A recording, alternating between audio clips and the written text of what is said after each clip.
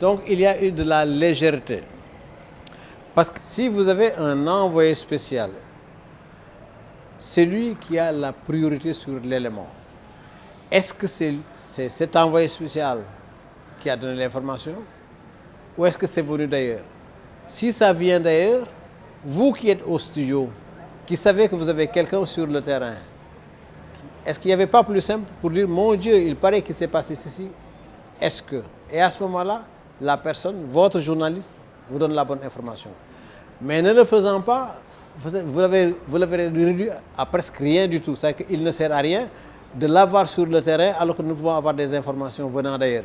Je crois que ça a été une attitude assez irresponsable, il faut le dire comme ça. Bon, maintenant des erreurs qui arrivent, c'est possible. Hein, et un des journalistes au moins, peut-être même plusieurs, se sont excusés. En tout cas, il y a un journaliste qui s'est excusé publiquement de s'être trompé en diffusant l'information comme ça. Mais je dis, avant d'en arriver là, ce qui eût été mieux à faire, c'était simplement de dire, on a entendu quelque urgence qu'il puisse y avoir, j'appelle mon envoyé spécial pour qu'il me dise.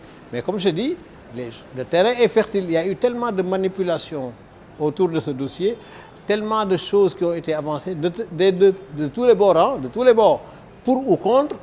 On a raconté tellement d'histoires, on a accusé abusivement, non abusivement, de manière, peu importe. L'opinion publique a été presque formatée de cette façon-là, si bien que les gens étaient consommateurs a priori de tout ce qu'on leur présentait, allant dans ce sens.